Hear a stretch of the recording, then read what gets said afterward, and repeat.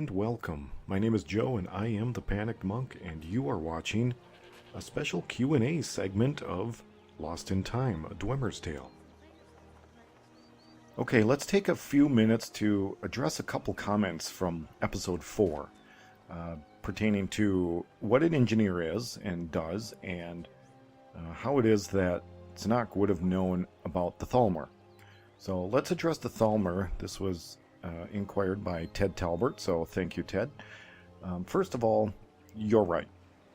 Szenac would not have known who the Thalmor were as an organization. He would have recognized the elves, he would have recognized them as Altmer, but he would not have recognized their garb or the symbols that are on the robes and the armor and all that good stuff. So that was actually a really good catch, and I appreciate that. So moving forward, I definitely need to keep that in mind, and I will do so.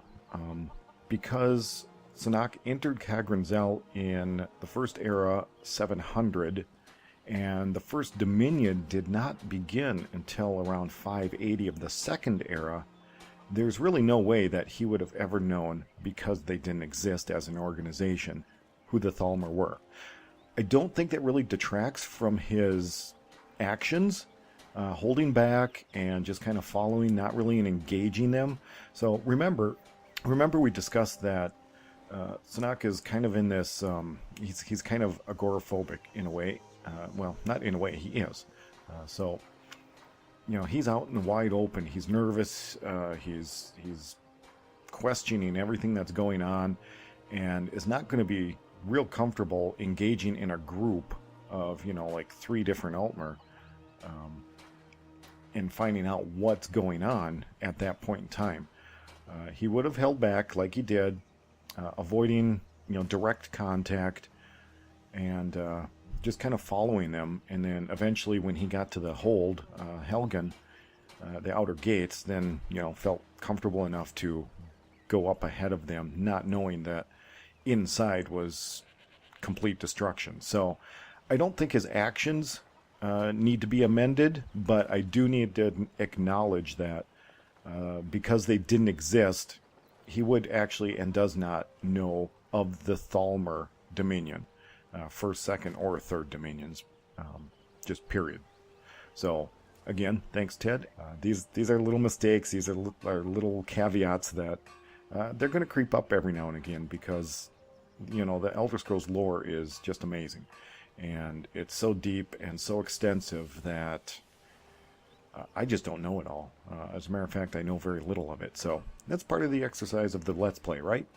Get to know this aspect of the lore. So again, thanks. Let's move on to our second point of interest, and this is more of a question that was asked by Ping Chin, and they wanted to know exactly, what does a tonal engineer do? It was a great question, because I did go through and outline all these different facets of what I consider, you know, Dwemer religious hierarchy. And religion in this concept is very loose and pretty much unrelated to how we think of it today. So it's just more stages of general Dwemer society. So now what that did was, it gave me cause to kind of step back and actually start thinking and writing down what are these different facets and what do they do. So I had gone ahead and done that. I appended my document, my Word doc, that is linked in the show notes. So if you want to read through that, it's there. But let's go over it real quick. Let me flip my notes here quick. So we know it's kind of a linear structure. You start out with engineer, and you kind of move through the ranks of architect, crafter, mage, priest. It's kind of set up to work that way. You could probably start in one of these other areas, but you wouldn't be able to continue your ascension in these different ways of Dwemer society until you complete these different prerequisites. So we said that, you know, architects need to be a certain level of engineer, crafters need to be a certain level of architect, so on and so forth. So what do they do exactly? So what I've done is I've gone through, and let's just focus on engineer for now. And what this is, what an engineer, as I see it in Dwemer society, is it's really the study and design and construction of machines and engines. I mean, that's kind of the basic definition of engineering. In a general sense, that's what it is. Now, because this is such a fundamental piece of Dwemer society as a whole, it really does form the foundation upon which architecture and crafting and magic use as the Dwemer use it, all the way up to just general priesthood. And I'll touch on that in a moment. But so back to engineering. The engineers kind of include, engineering is a broad category and includes things like steam, mechanical, kinetic, fluid, ethereal, and arcane engineering.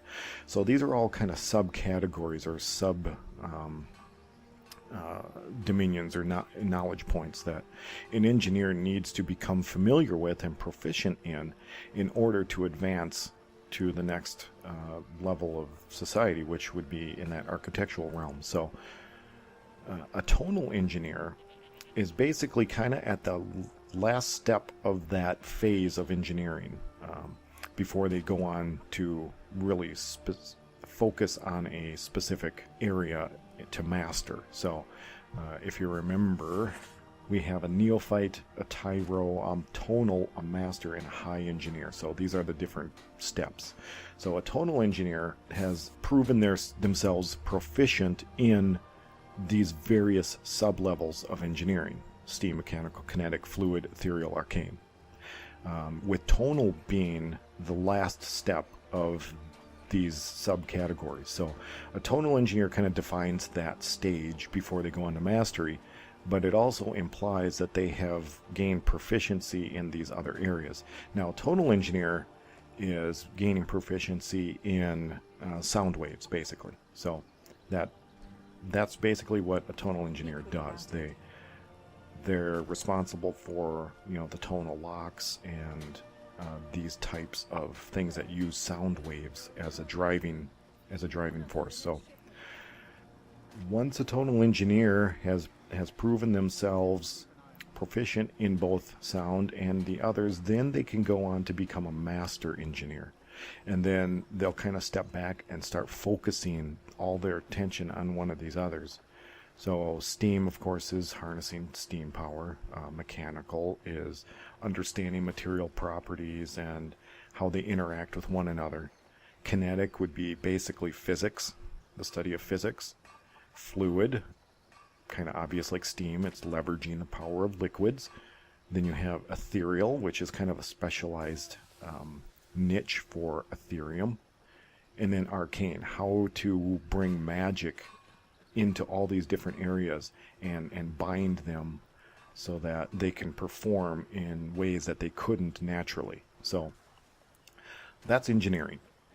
Architecture is basically the same thing as engineering, but applied on a much larger scale, applied to outside of the realm of machines and smaller engines, and applies these theories and concepts to large objects and buildings and things of mass. So, for example, a construct such as a guardian sphere might be produced by an engineer, whereas a centurion is probably going to be overseen and completed by an architect. So we just basically we've blown up the engineering and we're applying them to larger scale objects. A crafter is going to take engineering and architecture to more theoretical levels. They're theorists. They are the inventors of the Dwemer world, because they have this base knowledge of engineering and architecture, and now they're solidly knowledgeable of those areas. They can apply theoretical concepts and unknown, basically inventing new things and ideas. So a crafter really is kind of the artisan of the realm, because they're not bound by the same physical limitations that engineers and architects are. So that's kind of where a crafter sits. Ultimately, as well, because of their theoretical knowledge, they're the ones that are ultimately responsible for forging Ethereum. So, you have your engineers and your architects which build these objects. The architects will then take those things, and they're the ones responsible for integrating Ethereum to them. So, your architect may build this centurion or this grand piece of armor, and because they know the concepts of Ethereum through the engineering focus, they can prepare it in a way that the Ethereum can be placed into it and will kind of flawlessly become part of it through the crafter's skill. Then we step up to the Mage. The Mage basically takes all of the things that the crafters and engineers and architects have created and now applies magic to the creation process. So whereas a crafter has begun exploring the potential of magic in the creations, a mage has taken that potential and unlocked it and released those properties to its fullest potential. So a mage is really hyper-focused, kind of in not just improving, but bringing an object or a creation to its ultimate level. Okay, so then we step up to the priest. A priest is kind of its own thing. There's kind of this imaginary line between mages and priests, and the other more creationary type of societal pieces. The priest really, because they understand all this other stuff so well, they're really focused on law. So they are the lawmakers. They are the judges. They are the ones who keep societal order. The title may reflect a religious tone as we know it, but it's really just it's a title, and we have to break out of our concept of religion as we know it and think of the Dwemer religion more as a civil type of sphere. So the priests are the lawmakers, they're the judges, they maintain order and civility in Dwemer society.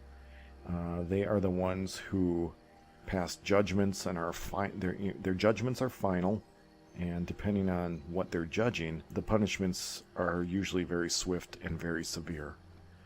Just think of some of the Dwemer contraptions we've seen, the arenas. These are basically, in my viewpoint, seats of judgment, where guilty are set down and judgment and penalty and punishment set upon them. So, the priests, while they are they keep civil society working, they're also the ones that are responsible for kind of understanding the cosmos and the Aedra and the Daedra and how the Dwemer fit within that structure. There we kind of have it. We have kind of a breakdown more specifically of what each area in Dwemer society is responsible for, how they build upon one another, and all the way up to the priests that kind of break that line and become more into the civil realm, as well as studying really Dwemer's place in all of creation.